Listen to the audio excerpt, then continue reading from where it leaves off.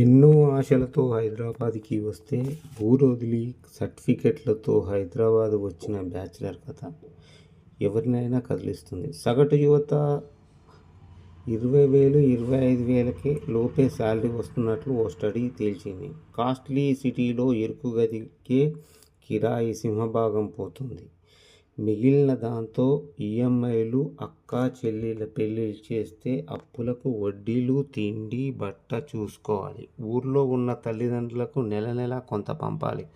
ఒక్కో రూపాయి ఆచితూచి ఖర్చు పెడుతూ ఆనందంగా బతకడం వారికే సాధ్యమేమో కదా. ఇది పల్లెటూరు నుంచి వచ్చిన యువత పడే కష్టాలు హైదరాబాద్ సిటీలో. ఏమంటారు మిత్రులారా?